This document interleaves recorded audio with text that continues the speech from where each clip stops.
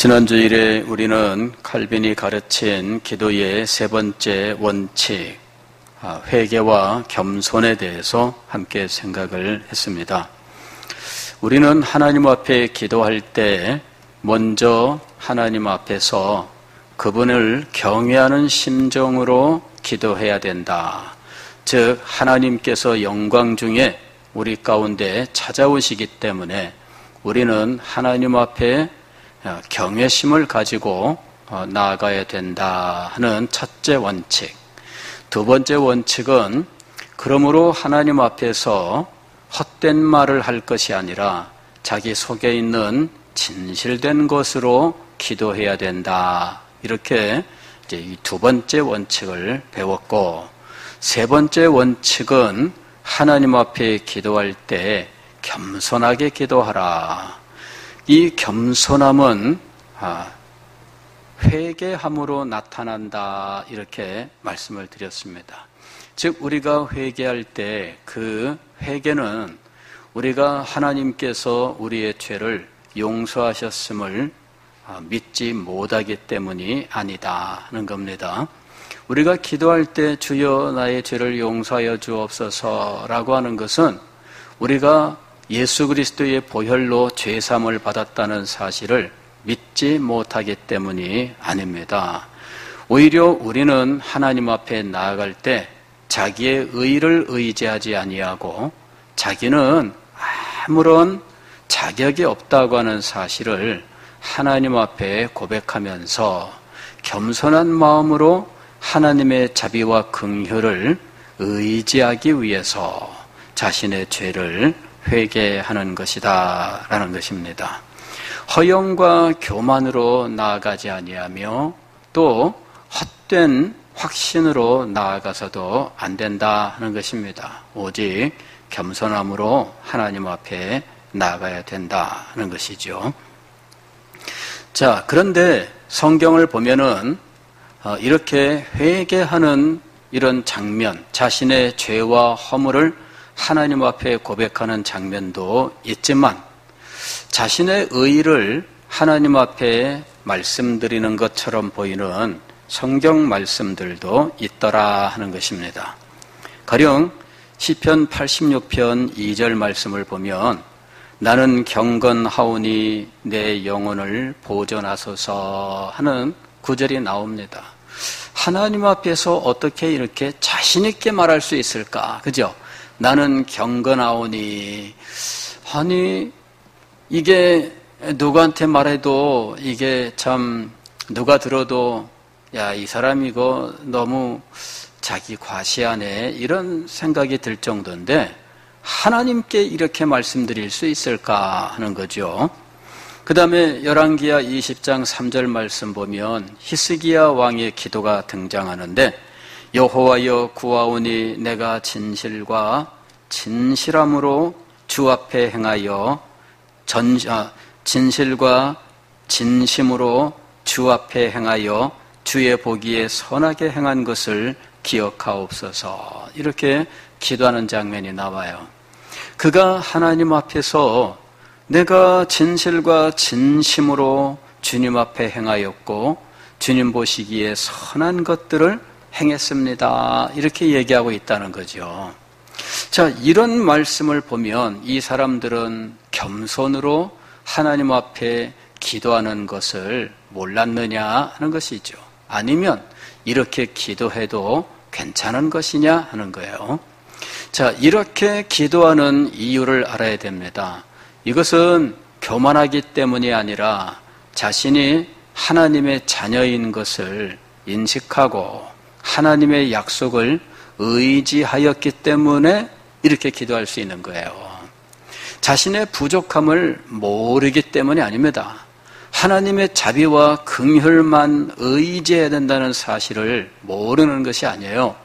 다만 때로는 어떤 경우에 자신이 하나님의 자녀라고 하는 사실을 깊이 깨닫고 하나님의 자녀됨을 의지하여 하나님 앞에 호소하는 경우가 있다 하는 것이죠. 그렇잖아요. 우리 자녀들을 키울 때도 우리가 다 경험하는 바입니다만은 자녀들이 언제나 부모에게 겸손하게만 말하는 건 아니에요. 그죠? 자녀들은 부모에게 당당하게 요구한다는 거죠. 네가 뭐 나한테 뭐 돈을 맡겼냐, 뭐를 맡겼냐, 뭐 엄마들이 그렇게 얘기하는데 그러지 마세요. 예, 맡겨놨기 때문에 달라는 것이 아니고 그냥 자녀이기 때문에 달라는 거예요. 예, 엄마가 뭐 돈을 맡았으니까 주는 거 아닙니다. 예, 어떤 사람이 그러더라고요. 내가 우리 엄마한테 맡겨놓은 돈이 많아요. 어떻게 네가 뭐 뭔 돈이 있어서 엄마한테 많이 맡겼냐 그랬더니 뭐 세뱃돈 엄마한테 많이 뺏겼어요. 엄마들이 아이 세뱃돈 받으면은 엄마가 이거 맡았다가 나중에 줄게 그런데 안 나와요. 엄마한테 들어가면 그죠? 그래서 우리 엄마한테 뺏긴 세뱃돈만 해도 많아요 그러더라고. 그래서 야 그것도 참 말이 맞다. 자, 그러나 자녀들이 세뱃돈을 뺏겼기 때문에 달라는 거 아닙니다. 그죠? 예, 자녀들이 달라고 하는 거는 자기가 자녀이기 때문이에요. 네가 뭐 맡겼냐? 안 맡겼어요. 근데 왜 달래냐? 왜 주세요? 뭐 그냥 뭐 밀고 들어오는 거죠. 그러니까 하나님 앞에 기도할 때 우리는 하나님의 영광을 인식하고 그분을 경외함으로 그 다음에 헛된 소리가 아닌 진실된 기도로 그리고 겸손함으로 하나님 앞에 나아가지만 그러나 우리는 우리가 하나님의 자녀다라고 하는 사실을 결코 잊어서는 안 된다는 거죠. 하나님의 자녀됨을 잊어버린 채 늘 벌벌 떨기만 한다면 그 사람은 좀 이상한 사람이잖아요. 그죠? 아이가 아버지를 무서워해요. 그래가지고 맨날 아버지를 무서워서 벌벌 떠는데 참 이거 어떻게 해야 되겠어요? 인간 아버지는 뭐 그런 사람도 있기는 있어요.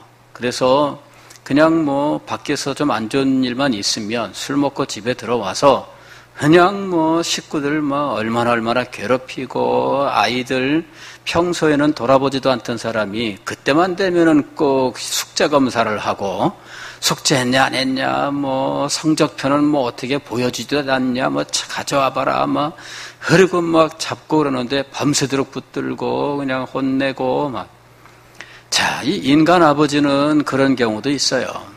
그러나 하늘 아버지는 그런 분이 아니에요. 우리는 하나님 앞에 겸손하게 나아가야 되지만 그러나 벌벌 떨면서 나아가서는 안 됩니다. 우리가 하나님의 자녀인 것을 분명히 인식하고 하나님의 자녀로서 아버지 앞에 당당하게 나아갈 수도 있어야 돼요. 그래서 우리는 하나님 앞에 기도할 때 때로는 그런 기도가 필요한 거지요. 겸손하게 기도하는 때도 있고 당당하게 기도하는 때도 있습니다. 그러나 이것을 우리가 적절하게 그 상황에 잘 맞추어서 자기가 영적으로 깨어있는 상태에서 해야 되는 거예요. 이게 기계적으로 해서는 안 되는 거예요.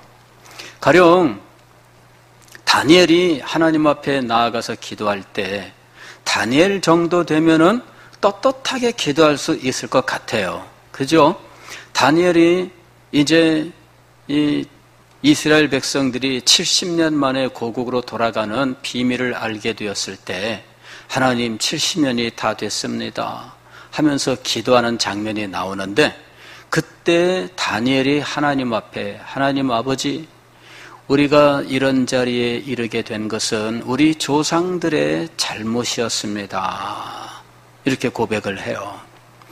그러면서 또 무엇이라고 고백하느냐 하면은 저도 잘못했습니다. 이렇게 나가는 거예요. 그러니까 다니엘이 이 70년의 비밀을 알고 이게 70년이구나. 하나님께서 회복시켜 주시는구나. 그걸 가지고 하나님 앞에 나아가서 기도하는 거예요. 그런데 조상들의 잘못 그것을 고백하면서 조상들의 책임입니다. 나는 멀쩡합니다. 이렇게 기도하지 않아요. 자기도 그 후손으로서 그 죄에서 책임이 없지 않다는 거죠. 자기도 이 죄의 책임이 있습니다. 이러면서 하나님 앞에 겸손하게 나아가서 기도를 드려요. 그러나 그는 하나님의 약속을 의지하여, 그리고 하나님이 당신의 하나님이라고 하는 사실을 신뢰하면서 하나님 앞에 기도를 드리는 거예요. 겸손하게 자신의 죄를 하나님 앞에 고백하지만, 그러나 그것 때문에 두려워서 말씀도 드리지 못하는 자리에 떨어지지 않아요. 하나님을 신뢰하고 기도를 계속해 나가는 거죠. 자, 시인들은 그렇게 영적 통찰이 있었어요. 영적으로 많은 훈련을 받고 영적으로 성장을 하였기 때문에 그들은 기도에 있어서 이런 부분들은 이미 넘어선 거죠. 히스기야 왕도 마찬가지예요. 여기 히스기야 왕의 기도, 참 여호와여 구하오니 내가 진실과 진심으로 주 앞에 행하여. 어떻게 하나님 앞에 이렇게 말할 수 있을까? 또 주의 보시기에 선하게 행한 것을 기억하옵소서. 어떻게 이렇게 말할 수 있을까? 그건 함부로 말할 수 없습니다. 지금 히스기야 이 왕이 참 자신의 이 병으로 인하여 곧 죽는다라고 하는 이 절박함 앞에서 하나님 앞에 기도를 드리는데, 그는 하나님의 자비와 긍휼을 구하기 위하여 이렇게 말씀을 드리는 거예요. 진실함으로 행하였고 진심으로 행하였고 하나님 보시기에 선하게 행하였습니다. 왜 이런 말씀을 드릴까요? 떳떳해서 이런 말씀을 드리는 것이 아니에요. 하나님께서 조금이라도 자기를 돌아보시기를 구하는 그 신라 같은 이 희망을 가지고 하나님 앞에 이 말씀을 드리는 거예요. 이게 하나님께서 자기의 생명을 구원하실 근거가 될까? 히스기야 왕의 마음속에는 확신이 있지 않아요. 진심으로 행했습니다. 진실로 행했습니다. 주님 보시기에 선한 것, 선하게 행했습니다. 그러니까 정당합니다. 이런 마음이 아니에요. 여기서 히스기야 왕의 이 심정을 우리가 제대로 이해를 해야 돼요. 히스기야 왕의 심정은 참 신라 같은 이 실오라기 하나라도 붙잡으려고 하는 심정을 가지고, 하나님 혹시 이거는 돌아보시고 저를 구원해 주시지 않겠습니까? 라는 마음을 가지고 이렇게 기도를 드린 거예요. 그러니까 교만한 기도와는 정반대의 기도인 거예요. 가령 바리새인이 하나님 앞에 기도할 때 이렇게 기도했잖아요. 예수님 비유 가운데 성전에 올라가 기도한 바리새인과 세리가 있었어요. 세리는 하나님 앞에 기도할 때 겸손하게 기도를 했습니다. 그는 감히 얼굴을 들지도 못하고 소리도 내지 못한 채 그저 흐느끼기만 한 거지요. 그는 겸손하게 하나님 앞에 기도를 드렸어요. 그런데 바리새인은 고개를 들어 하늘을 우러러보면서, 자, 그 자세, 그거는 문제가 없어요. 왜냐하면 그 자세는 기도의 자세로서 많이 사용하는 방법이거든요. 그래서 그 자세 그 자체는 문제가 없습니다. 그런데 문제가 없는 그 자세가 문제가 되게 만드는 것은 그 사람의 마음이에요. 그 사람이 하나님 앞에 기도할 때, 하나님, 저는 옆에 있는 이 세리와 같지 아니함을 인하여 감사하나이다. 이렇게 기도를 드린 거예요. 세리는 하나님 앞에 기도할 때 제대로 기도하지도 못해요. 거기에 비하여 자기 자신은 떳떳하다는 마음을 가지고 하나님 앞에 세리와 같지 않음을 인하여 감사하나이다. 나는 하나님 앞에 일주일에 한 번씩 금식하고 또 근초와 회양의 11조까지 드리나이다. 근초와 회양의 11조까지 드린다는 말은 가장 작은 것에까지 11조를 드린다는 말이에요. 10원을 벌었는데 그냥 잊어버리는 것이 아니라 10원짜리에도 반드시 11조를 드립니다. 그런 이야기죠. 자, 바리새인은 자신이 말한 대로 살아왔던 사람이에요. 그러나 히스기야 왕이 하나님께 기도했던 것과는 전혀 달라요.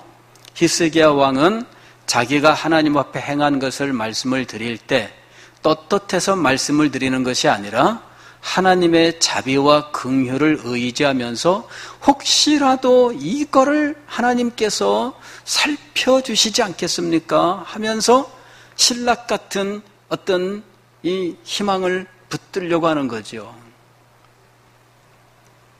하나님의 자비를 구하는 마음으로 이렇게 기도를 드린 거예요.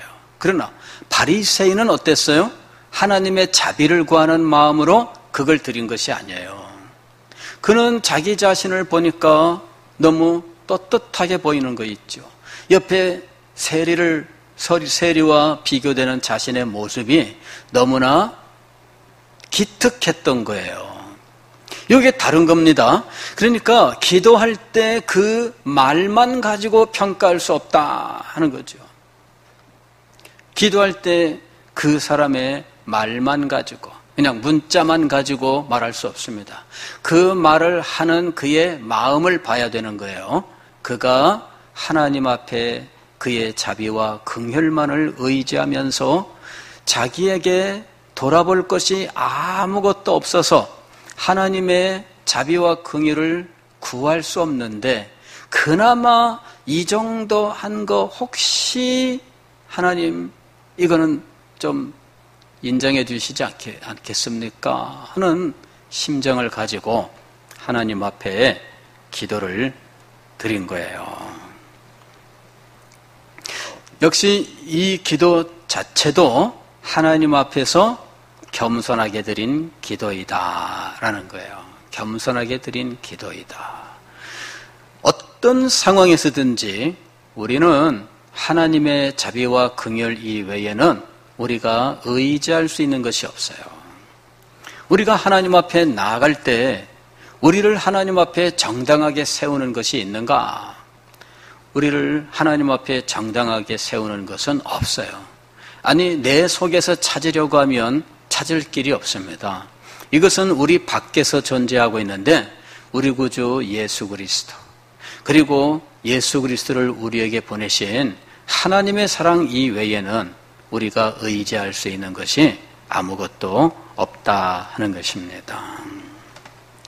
자, 그러면서 칼빈은 기도의 네 번째 원칙을 말합니다. 기도의 네 번째 원칙은 무엇이냐면 겸손하게 하나님 앞에 기도하지만 그러나 확고한 소망을 품어야 한다. 즉 믿음으로 기도해야 된다 그런 거예요. 하나님께서 기도를 응답해 주신다라는 믿음을 가지고 기도해야 된다. 자, 하나님 앞에서 참 겸손하게 자신을 돌아보면서 기도할 때에는 참 하나님의 자비와 긍휼 이외에는 의지할 것이 없지요. 그런데 응답의 확신을 가지고 기도할 수 있는가? 이 두 개는 서로 반대되는 것처럼 보여요. 그러나 우리의 기도는 이 두 가지가 함께 있어야 된다 하는 이야기죠. 겸손하게 자신의 죄를 고백하고 이런 죄 가운데 있는 내가 하나님의 자비와 긍휼을 도저히 바랄 수 없는 자다라고 하는 자기 인식이 있음에도 불구하고 누구를 의지해야 된다고요? 하나님을 의지하는 거예요. 하나님께서 나에게 기도하라고 말씀하신 이유는 응답하시기 위해서였어요. 그리고 실제로 하나님께서는 기도 응답의 약속을 주셨던 거예요. 그래서 우리는 이 이율배반적인 이 두 가지 사실은 기도하는 동안에 함께 느끼게 되는 거예요. 자신이 한없이 무가치하다 하는 것을 하나님 앞에서 인정하면서 동시에 우리는 하나님의 명령과 약속을 의지하여 응답을 확신하면서 기도해야 된다라는 거예요. 두 가지가 함께 있어야 된다. 칼빈은 이것을 이야기해요. 두 가지가 함께 있어야 된다. 하나님 앞에 기도할 때는 겸손함이 있어야 돼요. 즉 회개가 있어야 돼요. 하나님 앞에서 자기는 아무런 자격이 없다는 사실을 인정해야 돼요. 그러면서도 동시에 하나님께서 기도 응답하신다는 확신도 가져야 돼요. 말이 안 되는 것 같지만 이 두 가지가 함께 존재하는 것이 그리스도인의 기도다라는 것이요. 시편 5장 7절 말씀 보면 나는 주의 풍성한 인자를 힘입어 주의 집에 들어가 주를 경외함으로 성전을 향하여 경배하리이다. 주의 풍성한 무엇을 힘입어? 인자 즉 자비와 긍휼을 힘입어 주의 집에 들어가 주를 경외함으로 성전을 향하여 경배하리이다. 이것은 뭐냐면요, 하나님 앞에 우리가 기도할 때에는 주의 풍성한 인자를 힘입어, 인자를 힘입어 그랬는데 이 인자가 뭐냐면 헤세드는 뭐냐면은 하나님께서 우리를 언약의 백성으로 삼으신 사랑을 의미하는 거예요. 우리를 언약의 백성으로 삼으신 사랑을 헤세드라고 불러요. 그래서 우리가 하나님 앞에 기도할 때에는 무엇을 의지해야 되느냐 하면 하나님의 헤세드를 의지해야 돼요.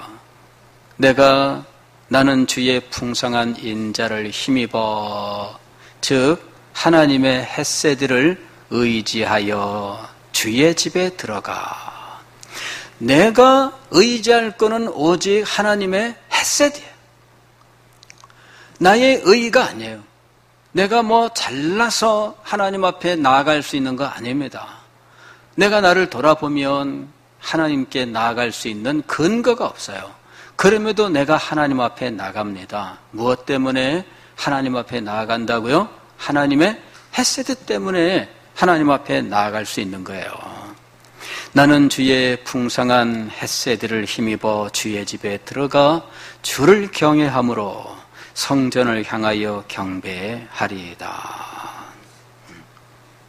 칼빈은 이렇게 얘기해요. 경건한 사람의 기도는 두 가지 감정이 함께한다. 두 가지 감정. 첫째 감정은 뭐예요? 불안함. 하나님의 영광 앞에 죄인으로 나가는 두려움. 이런 것들이죠. 이 두려움과 불안이죠. 그러나 또 다른 감정이 있는데 하나님의 인자하심에 대한 확신. 하나님의 인자하심에 대한 확신. 그래서 기도의 제4원칙, 이 믿음은 하나님의 약속에 의지해요. 하나님께서 기도하라 명령을 하셨습니다. 또 기도에 응답하겠다 약속도 하셨어요. 그래서 우리는 하나님 앞에 기도할 때 이 명령과 약속을 의지하여 기도해야 된다. 마가복음 11장 24절 보면 예수님이 이렇게 말씀하십니다. 내가 너희에게 말하노니 무엇이든지 기도하고 구하는 것은 받은 줄로 믿으라. 그리하면 너희에게 그대로 되리라. 무엇이든지 기도하고 구하는 것은 받은 줄로 믿으라. 그리하면 너희에게 그대로 되리라. 마태복음 21장 22절 말씀을 보면 너희가 기도할 때에 무엇이든지 믿고 구하는 것은 다 받으리라. 믿고 구하는 것은 다 받으리라. 그랬어요. 즉 기도에 있어서 믿음이 얼마나 중요하냐 하는 것이죠. 예수님께서는 기도와 믿음의 관계를 아주 강조하셨어요. 믿음의 기도, 이 믿음의 기도가 없기 때문에 우리가 기도의 응답을 못 받는다. 예수님께서 제자들에게 책망하셨던 것, 안타까이 여기셨던 것 한 가지가 있는데 그것은 믿음이에요. 너희의 믿음이 적은 연곤이라. 너희의 믿음이 적은 연곤이라. 이 믿음과 기도의 관계를 우리가 알아야 돼요. 야고보서 1장 5절 6절 말씀 보면 너희 중에 누구든지 지혜가 부족하거든 모든 사람에게 후히 주시고 꾸짖지 아니하시는 하나님께 구하라. 그랬어요. 하나님은 어떤 분이에요? 후히 주시고 꾸짖지 아니하시는 분이에요. 저는 학생 시절에 이 말씀을 외우고 그러면서 지혜가 부족하거든. 하나님 지혜를 주십시오. 학교 공부 이거 잘하게 해주세요. 이거는 학교 공부 잘하게 하는 지혜인 줄 알았어요. 그러나 나중에 알고 보니까 학교 공부도 믿음으로 기도하면서 열심히 공부하면 하나님께서 인도하시지요, 물론. 그런데 여기 지혜는 영적 지혜예요. 우리의 삶의 현장에서 우리의 눈을 현혹하고 우리의 마음을 무너뜨리는 수없이 많은 시험과 환난 속에서 우리가 영적인 지혜를 가지고 하나님의 뜻을 따라 살아갈 수 있도록 하나님 앞에 지혜를 간구하면 하나님께서 꾸짖지 아니하시고 후히 주신다는 것이죠. 하나님이 어떤 분이신지 우리가 분명히 알아야 돼요. 후히 주시고 꾸짖지 아니하시는 분이십니다. 그분은 우리의 모든 사정을 아시는 분이에요. 그래서 우리가 하나님을 믿고 의지함으로 하나님 앞에 기도할 수 있어요. 하나님의 명령과 응답의 약속이 주어졌어요. 그래서 이 말씀을 의지하여 하나님 앞에 기도해야 하는 거예요. 시편 50편 15절 보면 환난 날에 나를 부르라 내가 너를 건지리니 네가 나를 영화롭게 하리로다. 언제 기도하라는 얘기입니까? 환난 날에. 환난 날에. 그러므로 우리는 환난을 당하면 이 말씀을 붙들고 나아가서 기도할 수 있습니다. 하나님 환난 날에 나를 부르라고 하셨습니다. 내가 너를 건지겠다고 하셨습니다. 하나님 말씀을 의지하여 나왔습니다. 기도를 들어주세요. 여기 네가 나를 영화롭게 하리로다 하는 말은 뭐냐면 하나님이 기도 응답을 하셔서 그가 그 환난 속에서 구원을 받은 사실로 그 일을 보는 모든 사람들이 하나님께 영광을 돌리게 되는 거예요. 그래서 우리는 환난 때 하나님 앞에 기도해야 돼요. 환난에서 구원을 받음으로 하나님께 영광이 돼요. 우리를 보는 사람들마다 알게 될 것입니다. 저가 믿는 하나님은 누구시기에 저를 저 환난에서 구원하는가 하는 것이죠. 그런데 환난 가운데에서 하나님이 구원하셨다 하는 것을 증명하는 기도가 없어요. 그게 우리의 문제죠. 주변에 있는 사람들이 여러분을 볼 때에 저가 하나님만 의지하더니 구원을 얻었구나라고 인정할 수 있느냐 하는 거죠. 주변에 있는 사람들이 여러분을 볼 때에 저가 저렇게 하나님만 부르짖더니 하나님의 은혜를 입었구나라고 말하는 일이 있느냐 하는 거죠. 그만큼 여러분이 기도를 하셨습니까? 네가 나를 영화롭게 하리로다. 이것은 그가 하나님을 부르짖고 의지하고 하나님께 나아갔었던 사실을 주변 사람들이 알게 되어야 되는 거예요. 그래야만 하나님께 영광이 돌아갑니다.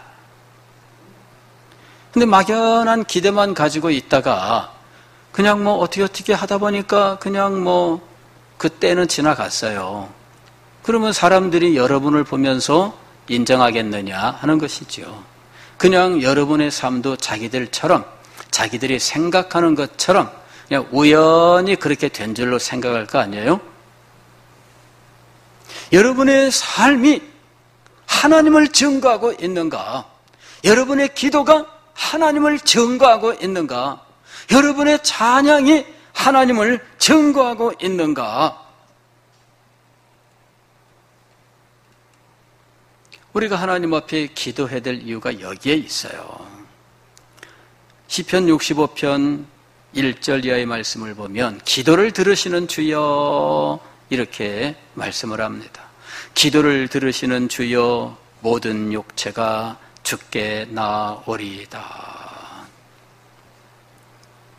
모든 육체가 왜 주님께 나올까요?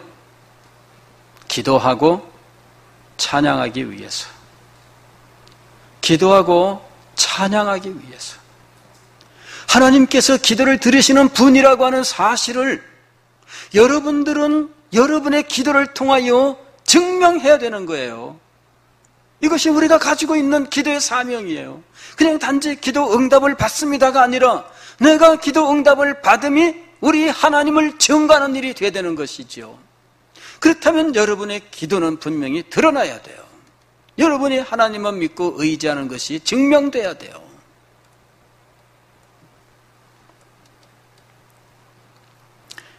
시편 145편 19절 말씀은 저는 자기를 경외하는 자의 소원을 이루시며, 누가? 하나님은 자기를 경외하는 자의 소원을 이루시며.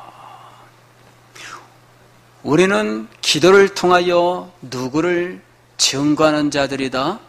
하나님을 증거하는 자들이다. 우리는 기도를 통하여 하나님의 영광을 증거하는 자들이에요. 우리는 기도를 통하여 하나님의 영광을 찬양하는 자들이에요.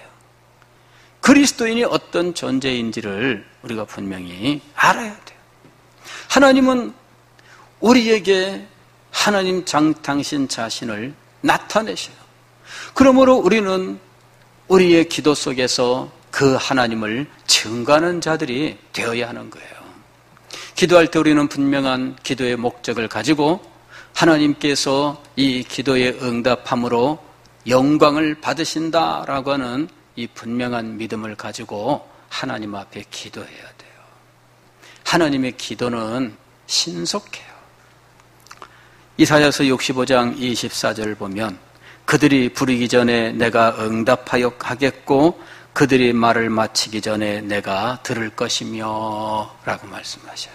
이것은 신속한 응답을 말씀하는 거예요. 주여, 됐어, 알았어, 탁 하고 주시는 거죠. 주여, 다 알았어, 탁. 그만큼 하나님의 기도가 어때요? 신속한 거예요.